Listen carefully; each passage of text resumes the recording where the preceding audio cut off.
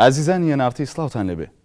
لە پاش تونەز میسر دووەم وڵات بوو کە بەهاری عەرەبی گرتیەوە لە 25 یەنایری 2011 هاوڵاتیانی وڵاتە دژی دەسەڵاتی 30 ساڵەی حوسنی موبارەک خۆپیشاندانیان ئەنجامدا و دوجار دەستی لە کار کێشایەوە. ئێستای میسری پاش حوسنی موبارەک و ئێستای ئیخوان موسلیمین خەونی خۆپیشاندەران دەکاتە واقع. لە چاوپێکەوتنی ئەم جارەدا قسە لەسەر بارودۆخی ئێستای وڵاتی میسر و بەڕێوەچوونی هەڵبژاردنەکان و ناڕەزایی ئێستای شەقامی میسری دەکەین بە میوانداری مەلایەسین نوێنەری یەکێتی نیشتیمانی کوردستان لە قاهیرە. کاک مەلایەسین زۆر بەخێربێ. زۆر سپاستان دەکەم. کاک مەلا سەرەتا بۆ دەست پێ یەکەم خەونی خۆپیشاندەران لە پاش میسری پاش حوسنی موبارەک ئەو خەونە دەبێتە واقع. بەڵێ منەمەوێ وا دەست پێ بکەم کە دیارە هەمومان نزانین کە خۆپیشاندەران بە واتاکەی جەنابەت یا من بڵێم شۆڕژگێڕەکان سەرەتای دروستبوونی ئەو شۆڕشەی مەسر پێک نەهاتبوو لە تەیارە ئیسلامیەکان و پێک نەهاتبوو لە حیزبە تەقلیدی معارەزەکانی مەسر، بەڵکو پێک هاتبوون لە کۆمەڵێک لە گروپێکی چست و چالاک لە لاوانی مەسر کە بێبەش بوون لە هەموو شتێک بێ گەندەڵی و بێکەڵچی و خراپی و مۆنۆپۆلکاری مڵک و ماڵی دەوڵەتی وڵات نظامەکەی موبارەکیان زۆر چاگەبینی لە ڕێگەی تویتەر، لە ڕێگەی فەیسبوک، لە ڕێگەی ئەوەی کە پێڵێن تەواصل ئیجتیماعی توانیان بێک بگەن و دەنگ یەکخەن و دەست یەکخەن و بیر و بڕوایەک خەن بۆ ئەوەی ئەو شۆڕشە بکەن. دیارە دوای چەند ڕۆژێک لە شۆڕشەکە ڕێکخراوێکی تۆکمە و تونند و تۆڵی وەکو ئیخوان موسلیمین بەشداری کرد وەکە بەشداریشی کرد بە بەشداری بە هێزێکی گەورە و بە تونند و تۆڵی و بە تۆکمە و سفتی بەشداری کرد. ئەمە وای کرد من پێم وایە بەداخەوە ئێڵێم تا ئەمڕۆ خەون و ئاواتی شۆڕژگێڕەکان یان لاوان یان خۆپیشاندەران وەکو جەنابەت باست کرد نەهاتوەتە دی، بەڵکو ئێستا ململانەکە زۆر توندە بە تایبەت ئەمڕۆ دوێنەیەکە من لە خزمەت جەنابەت دانیشتوم لە بینی من ئاوای ناوەنێم لە بینی تەنزیمی ئیخوان و لە بینی نظامی کۆنا. یعنی کەواتە چییە کە نەیهێشتووە ئەو خەونە ئەو خەونی خۆپیشاندەران هەیەم بوو لە پێش ڕۆخاندنی دەسەڵاتەکەی حوسنی موبارەک چییە وا دەکات ئەم خەونە نەبێتە واقع؟ ئیخوان موسلیمینە؟ ئەمە پرسیارێکی جوانە. نەخێر کۆمەڵێک هۆ هەیە کە نەیهێشت خەونی شۆڕژگێڕەکان بێتە دی. یەک لە پرسیارەکان ئەوەیە شۆڕژگێڕەکان یان خۆپیشاندەران ئوسلوبی خۆپیشاندان و شۆڕشیان زۆر چست و چالاک و چاک بۆ لابردنی ڕژێم، بەڵام ئوسلوبی سیاسی تەنزیمی بەشداریکردنی انتخابات سەرکردەیەکی موحد بتوانێت هەمیان یەکخا ئەمانەیان نەبوو بەداخەوە ئەمە بوو بەهۆی ئەوەی کە ئەتوانین بڵێن نەیانتوانی بگەنە قۆناغێکی باش وەکو پێویستەکە لە ڕووی سیاسیەوە، یعنی مەکسەبی سیاسیان لە دوای شۆڕشەکەیان هیچ بەدەست نهێنا. ئەمە یەکێک لە هۆکارەکان. هۆکاری دووهەم بەهێزی و تونند و تۆڵی و سفتی ڕێکخراوی ئیخوان موسلیمین، تەنزیمی ئیخوان موسلیمین کە خۆتەزانی تەنزیمی ئیخوان موسلیمین 80 ساڵە لە معارزەیە لە خۆڕێخستنە خەباتی ژێرزەمینیە کە خاوەنی چەندین پسپۆرە لە بواری تەنزیما، خاوەنی چەندین پسپۆرە لە بواری سیاست و حیزبایەتیە، چەندین جار دوور خراونەتەوە لێدراون سەجن کراون هاتوونە پەرلەمان بەشداری دنیایان کردووە. 80 ساڵ ئەمرێت تێو ڕێکخراوە بێگومان ئەمان چست و چالاکتر و سفترن لە کاری سیاسی و ڕێکخراوەی. ئەمە دوو. سێ و هەروها حیزبی وەتەنی کۆن ئەوەی کە پێڵێن لە خۆیان مستەلەحی فلولیان بۆ داناوە، فلولی نظامی پێشوو زۆر چالاکن، زۆر ئیش بە باشیەکەن. نمونەشمان ئەو هەموو دەنگەیەکە کۆکرایەوە بۆ فەریق ئەحمەد شەفیق کە ئەمە جگە لە سۆفیەکان، جگە لە مەسیحەکان، جگە لە ئەوانەی کە لە نەبوونی ئەمن و ئەمان و ئابوووریەکی استقرار دەنگیاندا بە ئەحمەد شەفیق، زۆربەی حیزبی وەتەنی کۆنیش فلولی نظامی پێشوو ئەوانش دەنگیاندایە. ئەم سێ هۆیە هۆی بۆ بەهۆی ئەوەی کە بەداخەوەیڵێم ئومێد و خەوی خۆپیشاندەران و شۆڕژگێڕەکانی مەسر تا ئێستا بەبا بۆ نەگەیشتوتە قۆناغی خۆی، بەڵام بێگومان بە و من ئومێدم وایە لە انتخاباتی داهاتووی ئەنجومەنی گەل ئەوەی پێڵێن ئەنجومەنی گەل مەجلیسی شەعب چونکە مەجلیسی شەعب 3 ڕۆژ پێش ئێستا لەلایەن محکەمەی دەستوری باڵاوە هەڵوەشێنرایەوە. من پێم وایە چالاکانەتر ئەم جارە شۆڕژگێڕەکان دێنە مەیدان و موقع و مەقعدێکی زۆریانە بێ لە پەرلەمان. بەڵێ هەمیشە دەبینین بەشێک لە وڵاتیانی میسر لەسەر شەقامن و خۆپیشاندان دەکەن و ناڕەزایەتیان هەیە. دەکرێت بزانین ناڕەزایەتەکانی ئێستای شەقامی میسری چییە؟ بێگومان ئەوەلان هەندێک لەو ناڕەزایانەی کە هەیە هەندێکی ڕاستیت پێ بڵێم بێسەر و بەرە، هەندێکی هەندێک داوایە کە قابلی جێبەجێکردن نییە، هەندێک داوایە کە هەر معقولیەتی تیانێ، بەڵام هەندێک شتەیە زۆر مهمە، هەندێک شتەیە زۆر گرنگە، هەندێک شتەیە ئەهدافە گرنگ و سەرچەکانی شۆڕشی 25 یەنایری مەسریە. لەبەرەوە ئەمە هەمووی تێکەڵ بۆ بەیەک و هەروەها ئەم جارش بەداخەوە ئێڵێم شۆڕژگەرەکان و خۆپیشاندەران کۆمەڵێک سەرکردەی محەنەک و سیاسی و لێزان و بە ئەزممویان نییە تا بتوانێت بەو ئاقارەیانە بەرێ کە خەڵک لیان ڕازی بێ.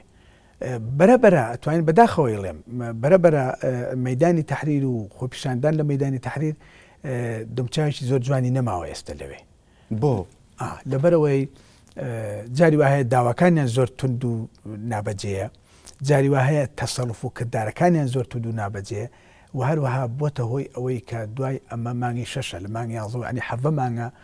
شۆڕش دەستی پێکردووە لە مەسرا لە ماوەی حەڤە مانگە نە شۆڕژگێڕەکان و نەمەجلیسی شەعبەکەی کە زۆرینەی ئیخوان و سەلفیەکان بوو جاری پێشوو نەیانتوانی بەقەت مسقالە زەڕەیەک وڵات بەرەو پێش بەرن، ئەمن و ئەمان بۆ خەڵک دابینکەن،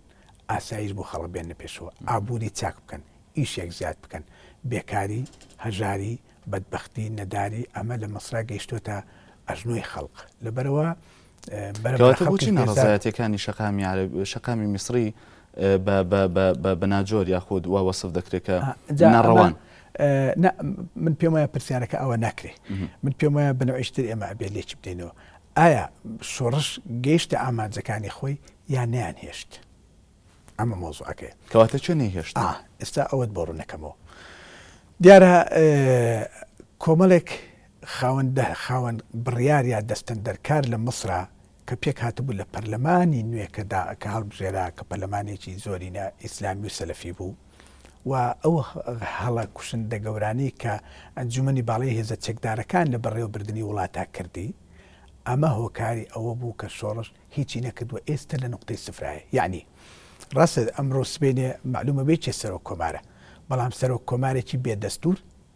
سەرۆک کۆمارێکی بێ پەرلەمان، سەرۆک کۆمارێکی دەسەڵات سنووردار کراوە. یعنی ئەم سەرۆک کۆمارە پێم وانە شتێکی پێ بکرێ. دەسەڵات ئێستا مشکلەکە چییە؟ یعنی مشکلەکە لەوانە گەورەترە کە هەروە بە سەرپێی بتوانین جوابی ئەو پرسیاری جەنابەتمان بۆ مشکلەکە ئەبێ بەم شێوە خوارە باسی بکرێن. ئێستا لە مەسر سێ دەسەڵات هەیە، هەدیەکە شەرعێتێکی هەیە کەسی نەمل بۆ ئەوی ترەدا، نەحساب بۆ ئەوی ترەکە، نەکەسیشی هەنگاوێکە چێتە پێشەوە بە مەبەستی ئاودانکردنەوە یا گەشە پێکردنی وڵات. سێ دەسەڵاتەکە ئەمانی خوارەوەن. یەکەم ئەنجومەنی باڵای هێزە چەکدارەکان پێی وایە شەرعێتی خۆی لە دوای تەنەحی موبارەک لە ئەو ئیعلانە دەستوریە وەرگرتووە کە لە 19 سی 2011 ئیستیفتای لەسەر کراوە 61 بۆ 62 گەلی مصر دەنگی لەسەردا ئۆکەیدایە. ئەمە پێی وایە شەرعێتی هەموو شتێکی دەسەڵاتی کولی وڵاتی بەدەسەوەی. ئیخوانەکان و تەیاری ئیسلامی پێیان وایە ئەوان شەرعێتی سەرسەندوق و شەرعێتی دیموکراتی و شەرعێتی پەرلەمانیان هەیە کەواتە ئەوانی حساب بۆ مەجلیسی عسکەری بە باشی ناکەن و ئێستا سڕعەکە لە بینیانە زۆر توندە. سێ شۆڕژگەڕەکان ئەوان پێیان وایە شەرعێتی مەیدان و شەرعێتی شۆڕشیان هەیە. ئەمە وای کردووە مشکلەیەکی گەورە لە مەسرا دروست بێ کەس حساب بۆ کەس دەکا. ئەنجا لەمە مهمتر ئەوەیە ئێمە پرسیارێکی دێتە پێشەوە ئایا شۆڕشەکەی مەسر بە ئیتیجاه و ئاقاری شەرعانەکردنی شۆڕژگێڕانە ڕۆیوە یا شەرعانەکردنی قانون. یعنی ئەگەر تۆ ملاحەزە بکەی با لە شۆڕشی ئەوەی اتحاد سۆڤێتی ساڵی 1970 دەست پێ بکەین. ئەم شۆڕشە و هەروها شۆڕشەکەی ئێمە و هەروها شۆڕشەکەی کە ناوداش ئینقلابەکەی عەبدولکەریم و ئینقلابەکەی جەمال عەبدولناسر و ئەمانە لە دوای شۆڕش شتێکی تریان هێنایە پێشەوە پیانەوت محکەمەی شۆڕژگێڕانە. محکەمەی شۆڕژگێڕانە ئوسلوبێکی هەبوو، تەریقەیەکی هەبوو، محکەمەی سوەری 4 کەس دانیشتن دادگایەکیان پێکەهێنا اختصاسیان ئەسلەن لە قانون نەبوو، ئەمری ئەعدامی سەدان کەسیان دەیان کەسیان دەرەکرد و شۆڕش بەم شێوەی ڕۆی. بەڵام شۆڕشی مەسر یەکێک لە میزە هەرە گرنگەکانی ئەوەیە بۆ یەکەم جارە لە تاریخی بەشەریەت بۆ یەکەم جارە دوای شۆڕشێکی وا گەورە بەسەر نظامێکی ملهوڕی وا گەورەیە کە 30 ساڵە گەندەڵی لە وڵاتی بڵاو کاتەوە، ئەم شۆڕشە دوای ئەوەی کە هاتە سەر دەسەڵات شەرعانەکردنی یاسای هێنایە پێشەوە. یعنی هیچ کەسێک لە مەسرا بە یاسانە بێ نەگیرا نەم حاکەمەکرا نەم حاسبەکرا. من حەقم نییە بەسەر ئەوە یاساکە زاڵمە یا زاڵم نییە، محکەمەکە نەزیه یا نەزیح نییە بەڵام ئەوەی کە مهمە ئەوەیە لە مصر هیچ کەسێک نەگیراوە محاسبە نەکراوە ئللا بە یاسانە بێ لە سەرۆکەوە کە ئێستا محکومە بە مؤبەت هەتا بچووکترین کار بەدەست ئەگەر گیرا بێت وە کەمترین کار بەدەستیش گیراوە و شتێ بەسرە درراوە ئەمانە هەمووی ئەو هۆکارانەیە کە من پێم وایە ئەو پەلەپەل و توندی و کەفوکوڵی کە بەلای شۆڕژگەرەکانەوە بوو هەمووی نیشتەوە دامردەوە بێ ئەوەی بگەن بە ئومێت و ئاوات و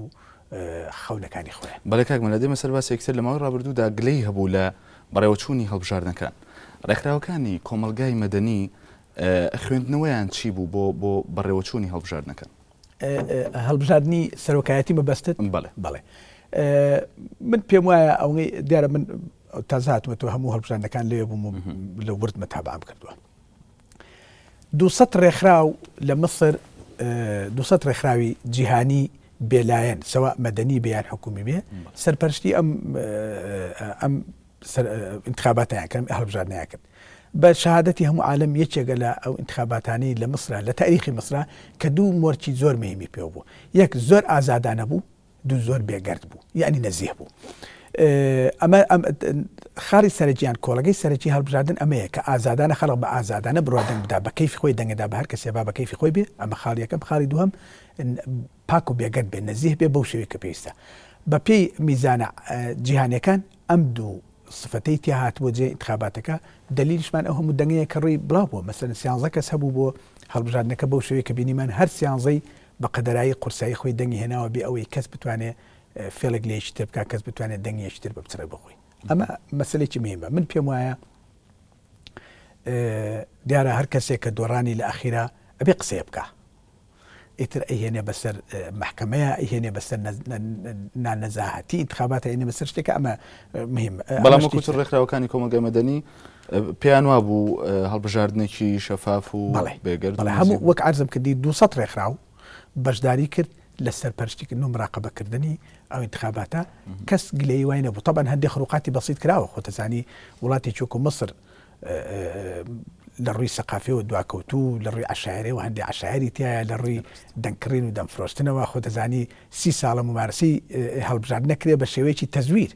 لە ماوەی ئەم 30 ساڵەیە ئەم هەموو ممارەسەیە کراوە تۆ بە تەمابی هەندێک خروقاتی بەسیط نەکرێت کە ئەوە تەئسیر لەسەر نەمەت و نەزاهەتی انتخاباتەکە ناکامە ڕوویداوە بەڵام بە شێوەیەکی عام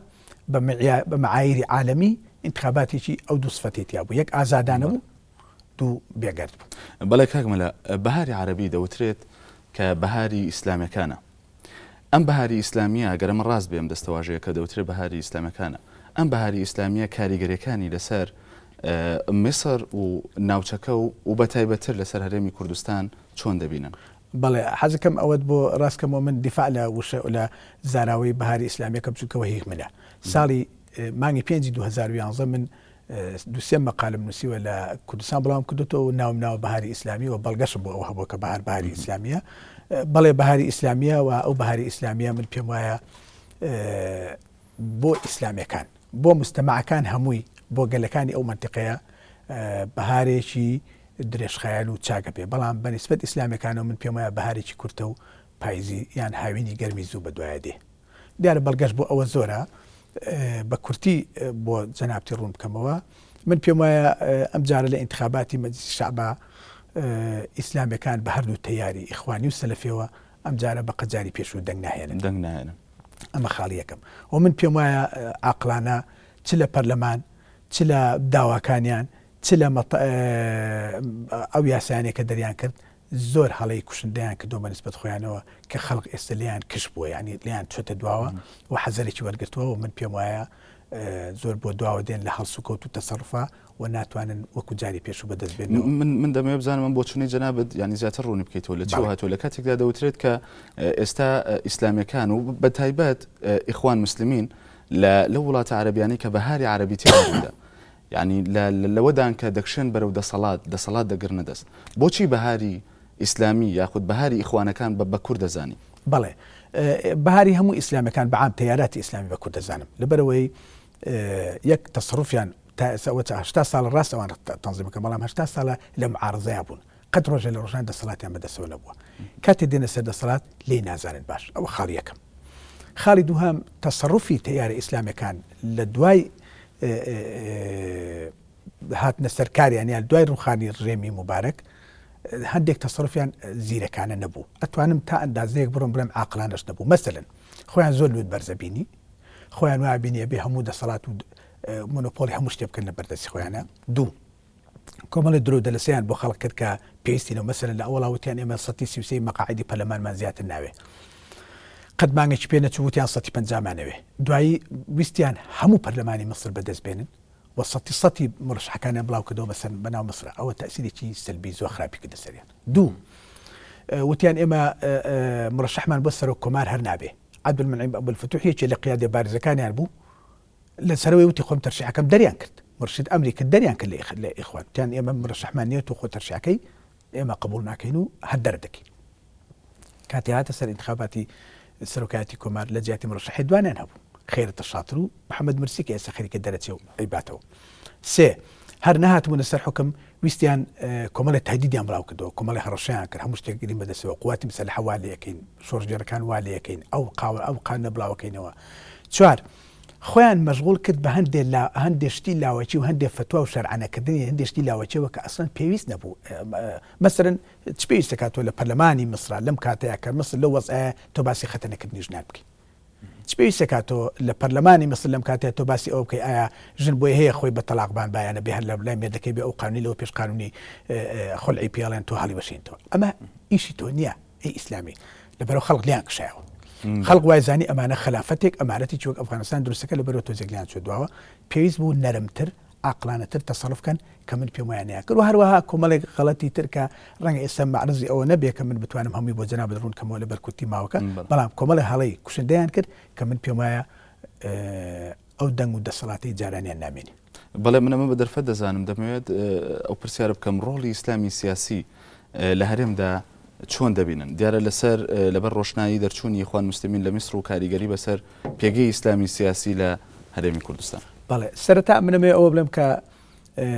تەیاری ئیسلامی یان ئایدۆلۆجیتی ئیسلامی و ئیسلامگەرایە ئیسلامی سیاسی لە منتقەکەیان ڕوو لە هەڵچوون و گەشەکردنە تۆ بتەوێت نەتەوێت بە سێ حکم یەکەم حکمیان بوونی حیزبێکی ئیسلامی لە بەهێزترین لە ڕووی ئابووری و ئیجتیماعیەوە بوونی هێزێکی ئیسلامی لەسەر دەسەڵات لە منتقەکەیە کە ئەویش حیزبەکەی ئۆردۆگان و لە تورکیایە ئەمە یەک دوو بوونی هێزێکی ئیسلامی توندڕە لە ئێرانە کە ئەوە ماوەی 35 سال 34 ساڵە لەسەر حکمە لە منتقەکەیە سێ ئەو گەشە سەندنی تەیاراتی ئیسلامیە لە منتقە عەرەبیەکانە لە کاتێکە ئەمەد لە بیر بێ لە کاتێکە هەرچی ئایدۆلۆجیا و بیر و بڕوای تری ئەوە پێشی منتقەکە هەیە لە 60 ساڵی ڕابردووە سەوا ئەمانە ئیشتراکی بێ شیوعەکان بێ وەتەنیەکانی وەکو جەمال عەبدولناسر و عەبدولکەریم قاسم و عەبدولسەلام عارف و حافظ ئەسەد و عەلی عەبدوڵڵا ساڵح بێ کە هەموو ئایدۆلۆجیەتەکانی تریان تاقی کردەوە ئەمانە هەموو نەک فەشەلیان هێنا هەرچوونە زبڵدانی تاریخەوە لەبەرەوەی لە قاتوقڕی و کوشتن و دیکتاتۆری و دواکەوتن و تەخەلوف و ئەمانە زیاتر هیچیان بۆ ئەم گەلانی ئەم وڵاتانە نەهێناوە گەلانی ئەم وڵاتانی ئێستا هاتوونە قۆناغێک هەرچی ئایدۆلۆجێتی وەتەنی و ئیشتراکی و شیوعی و نازانچی هەیە هەمیان تاقی کردەوە یەک ئایدۆلۆجێت ماوە تاقیکردنەوە ئەویش کە 80 ساڵ ڕاوەندرێ 80 ساڵ لەلایەن ئەم نظامانەوە ڕاوەندرێ ئەویش ئایدۆلۆجێتی ئیسلامیە لەبەرەوە بە دەست و بەدەم و بەدان گەلانی ئەو منتقەیەش چونکە خۆیان بە ئاساس مسلمانن دەستی پێواگرن و تەمەسوکی پێواکەن بۆ ئەوی بێتە سەر حکم ئەبێ ئەمە یەکێکە لە قۆناغەکانی گۆڕانی کۆمەڵ کە جاران ئێمە ئەمان خوێن قۆناغی گۆڕانی کۆمەڵ لە مجتەمەعی ئێمە ئێستا وا خوازێ ئیسلامەکان ئەبێ بێنە سەر حکم ئیسلامەکان ئەبێ دەسەڵاتیان بێ لە منتقەکەیە بەڵام چەند و چۆن و بە چ شێوەیەک و تا چەند تا ینی مدەی زەمەنیان تاکەیە بێ ئەمە ناتوانم قراری لێ بدەم بەڵام بێگومانم کە دەسەڵاتیانە بێ و لە گەشەکردن نابنەوە بەڵێ کاک مەلایەسین دەگەڕێمەوە سەر میسر لە ساڵی 2011 پاژەوەی کچێکی قیبتی موسڵمان دەبێت لەلایەن کەنیسەوە زیندانی دەکرێت ئەمە بۆ خۆی ئاماژەیە کە بەبوونی کێشەی تایفی یاخود کێشەی ئاینی لە میسردا لە ئێستای میسردا کێشەی ئاینی چۆنە قوڵتر بۆتەوە یاخود بەرەو پاشەکشە چووە دیارە ئێستا کێشەی ئاینی وەکو کێشەی ئاینی لە ناو مەسران نییە بەڵام ترس لە دڵی قبتەکان هەیە ترس لە دڵی مەسیحەکان هەیە لە مەسر لە ئایندەی خۆیان ئەم ترسا وای کردووە بە هەندێک لایەنی بە ئیجابی بۆیان شتێتەوە ڕەنگ هەندێک لایەنی سلبی هەبێ ترسەکە ئەوەیە ئەوانە ترسن ئایا ئەگەر تەیاراتی ئیسلامی بێنە سەر حکم لە ڕئیس جەمهورەوە هەتا مەجلیسی شعب و شورا هەتا حکوومەت بەدەست ئەوانەوە بێ مەسیری ئەوان چی بەسەردێ ئەمە ترس و تەوەجوسێکی لای ئەوان دروست کردووە کە من پێم وایە ئیخوانەکان و تەیاراتی ئیسلامی لەمەیە تا ئەندازەیەک بە عاقلانە ئیشەکەن سەلەفیەکان ناڵێم سەلەفیەکان و جەماعەی ئیسلامی سێ تەیار هەیە لە مەسەر جەماعەی ئیسلامی هەیە سەلەفی هەیە ئیخوانەکان هەیە ئیخوانەکان کە زۆرینەن لە ناو تەیار ئیسلامیەکانە ئەوان بە عاقلانە تەسەڵوفەکەن من پێم وایە مەسیحیەکانیان قبتەکانیان چۆنی ناوەنی ئەوانی غیرە مسلمان لەمە دووە مدەللترە بن لە جاران یعنی ئیخوانەکان و تەیار ئیسلامەکان ئەیانوێ ڕیان چێشن بلای خۆیان ئەیانوێ عەتفیان ڕاکێشن ئەیانوێ تادیئەیان بکەن تەطمینیان بکەن کە هیچیان بەسەر نایە لەبەرەوە هەندێک مەطالیبی زۆریان بۆ جێبەجێکرێ ئەمەلایەنێک بەڵام بتێ و نەتەوێت لە ناو خۆیانە تەوەجوسێک یان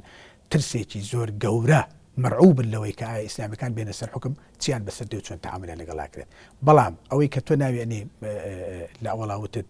ململانەیان کێشەی سیاسی لە بینیانە زۆر بە گەورەی بەدی ناکرێت ئەوەی جاران هەبووە لە بیر نەچی ئەوەی دوو کەچ هەبوو نەک کچێکە گوایە مسلمان بوو بۆ مەسیحی یا مەسیحی بۆ مسلمان ئەمانە زیاتر دەستکردی وەزارەتی داخلیە و ئەمنی ئەو کاتەی حەبیب العادلی بوو واتە بە مەبەست دەکرا بەڵێ بە مەبەست گەوراکرا بۆ ئەوەی بە دنیای بسەلمێنن کە ئەگەر مبارەک و نظامەکەی نەبێ مەسیحەکانی مسرە خوێ بۆ نیشاندانی ئەوەی کە دەسەڵاتەکەی حوسنی مبارەک پارێزەری مەسیحەکان بەڵێ ئەگەر ئەو نەبێ ئەخورێن و بە هیلاگەچن و ئانە زیاتر بۆ ئەوە بوو حتا ئەوەی کە لە قدیسین کەنیسەی قدیسین زمانی پێش ڕوخانی ڕژێمی مبارەک ڕوویدا لە ئەسکەندەریا ئەوە هەموو کەس دوای زانی کە بە دەستکرد بوو ینی هەموو ئەسڵەن تەقینەوەکەش دەستکردی جەماعەتی حەبیب العادلی بوو بەڵێ کاگەمە لە یاسین دێنە سەر باسێکتر پەیوەندی میسر و وڵاتانی ئیقلیمی و جیهان و بە تایبەتی میسر و وڵاتانی عەرەبی لە ئێسێدا پەیوەندەکانیان چۆنە دیارە مەبەستم لە میسری دوای خۆپیشاندانەکانە میسری دوای حوسنی مبارەکە لە ئێستادا ئەو پەیوەندیانە چۆن دەبینن بە خوێندنەوەیەوە بەڵێ دیارە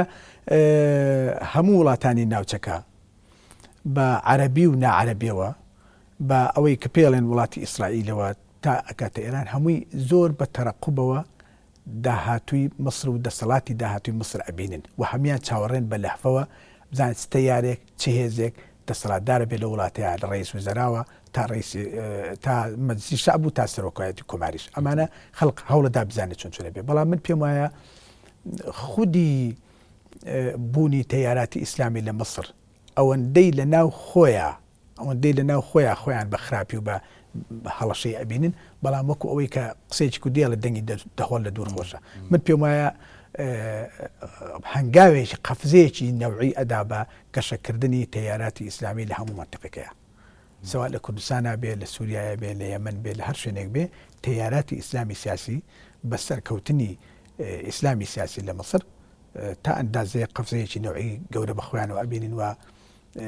حتا من پێم وایە ئەگاتە قۆناغی تا ئەندازەیەک لە خۆبایی بوونیش کە ئەوە